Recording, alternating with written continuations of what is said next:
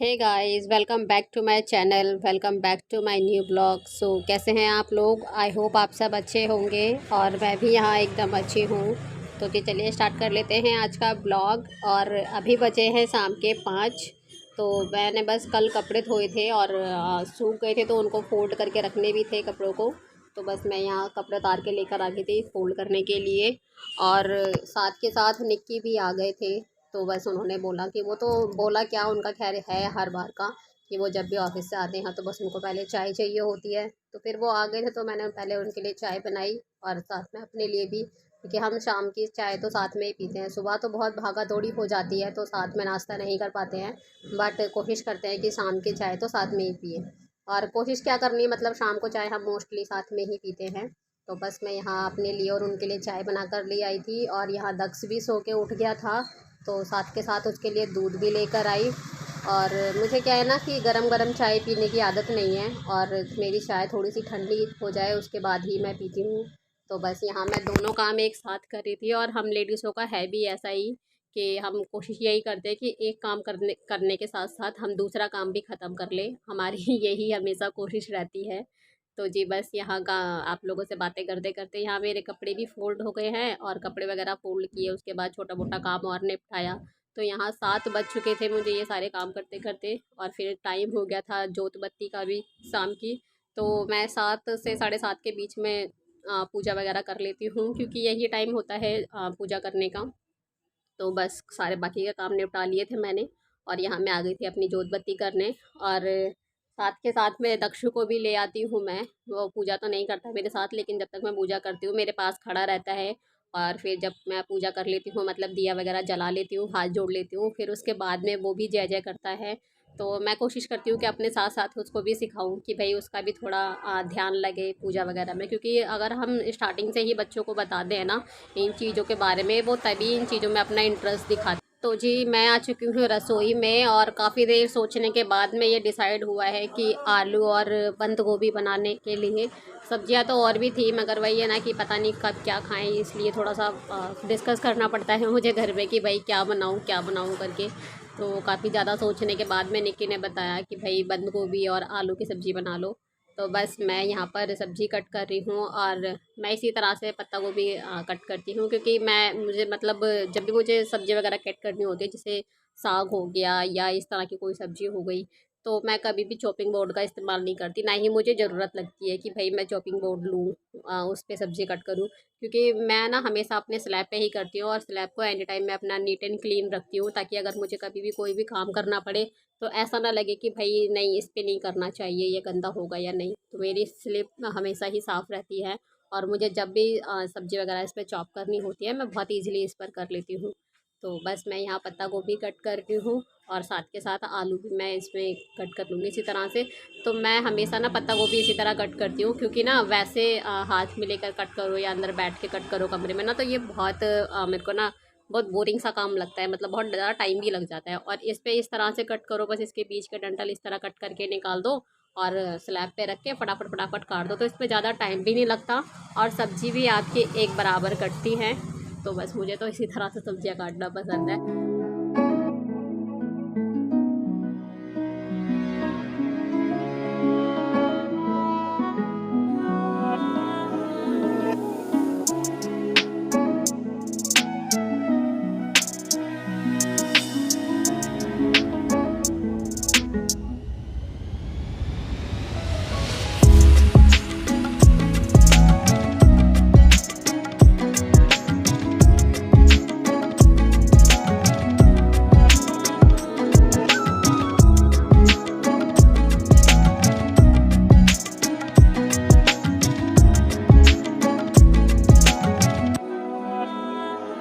तो जी चलिए यहाँ पर छोक लेते हैं हम सब्ज़ी। तो सब्ज़ी मैं बिल्कुल सिंपल तरीके से बनाऊँगी। मैंने कोई यहाँ पर प्याज वगैरह नहीं काटी है, ना ही मैं टमाटर डालूँगी, क्योंकि टमाटर डालने से क्या हो जाता है ना, ये सब्ज़ी ना थोड़ी सी ना पनीरी पनीर टाइप दिखती है, मतलब गिली-गिली सी हो जाती है। मेरे को मतलब पसंद नहीं आती इसके अंदर टमाटर वाली सब्ज़ी इस तरह की।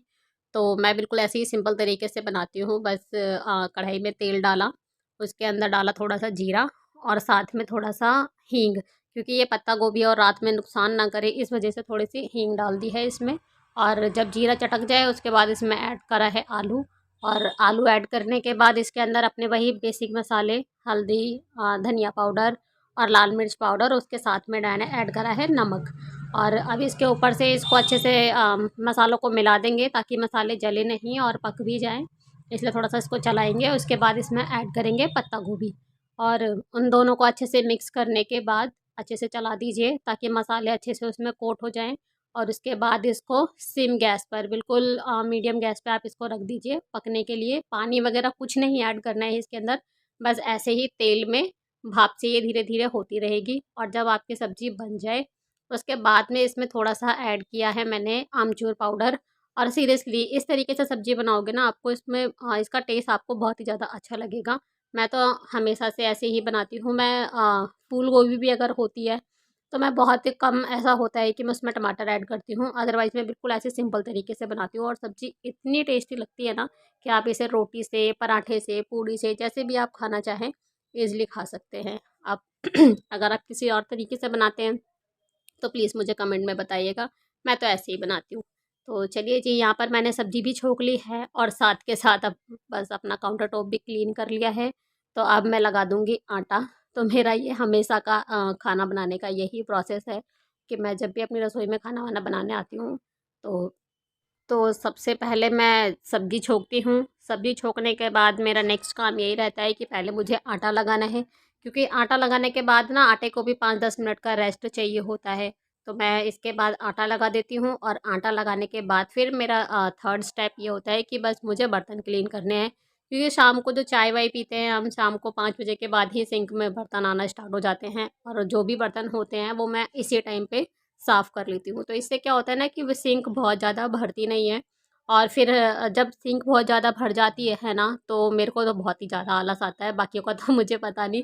लेकिन जब सिंक बहुत ज़्यादा भर जाती है तो फिर मुझे ऐसा लगता है कि काम का बहुत ज़्यादा बर्डन है। और रसोई भी मुझे ऐसी लगती है बहुत घिच-पिच टाइप की रसोई लगती है, मतलब बहुत ज़्यादा भरी हुई। तो मैं इस तरीके से अपना काम यहाँ पर मैनेज करके चलती हूँ। अब इस टाइम पे मेरे काफ़ी सारे बर्तन धुल जाते हैं। उसके बाद में सारे बर्तनों को धोकर मैं हाथ के हाथ ही सिंक पे लगा दूँगी इसको, मतलब रैक में लगा दूँगी बर्तनों को। और अपना काउंटर टॉप वगैरह अच्छे से क्लीन करके फिर मेरा फोर्थ स्टेप ये होता है कि जी मैं रोटी बनाऊँगी अब। तो इस टाइम पर क्या होता है ना कि हाथ के हाथ में खाना बनाते जाती हूँ, तो मतलब रोटियाँ बनाती हूँ गरमा-गरम, तो साथ में पापा भी खा लेते हैं और भैया भी खा लेते हैं। तो इन दोनों का खाना निपटने के बाद क्या होता है ना कि बाद में निक्की और मैं खाते हैं। क्योंकि निक्की ना थोड़ा लेट आते हैं, तो उनके आने से पहले-पहले मैं सारा काम ख़त्म कर लेती हूँ और रोटियाँ भी बना के रख लेती हूँ।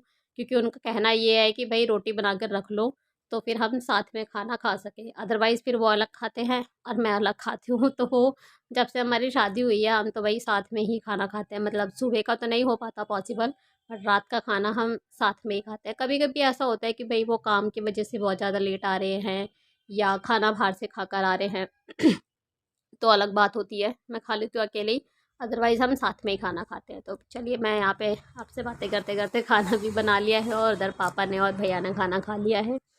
तो अब मेरा रोटी बनने को तैयार है। यहाँ पे मेरा खाना बन जाएगा, फिर इसको उठाकर मैं अच्छे से रख दूँगी। उसके बाद में यहाँ पर मैं सबसे पहले अपना गैस पे जो भी आटा वगैरह है, सूखा-सूखा डस्ट, मतलब जो भी जितना भी है, वो सारा एक कपड़े से साफ़ कर लूँगी।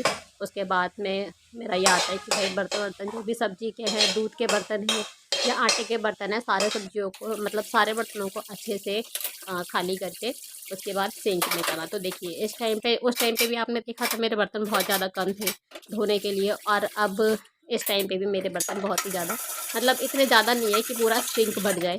और इसी तरीके से अपने काम को कर दूँ तो फिर क्या होता है ना कि रात को जब रसोई क्लीन करने की बारी आती है ना, तो मेरे को ना आलस नहीं चढ़ता, क्योंकि काम इतना ज़्यादा लगता ही नहीं है, क्योंकि हाथ के हाथ थोड़ा-थोड़ा उसमें डिवाइड कर लो ना काम को, तो आपको फिर आलस नहीं चढ़ता करने में। तो जी चलिए, यहाँ पर मेरे खाने के बर्तन थे थोड़े से, मतलब जो भी खाना बनाया था उसके बर्तन, परात वगैरह ये चीज़ें, और भैया ने और पापा ने खाना खाया था तो उसके बर्तन थे।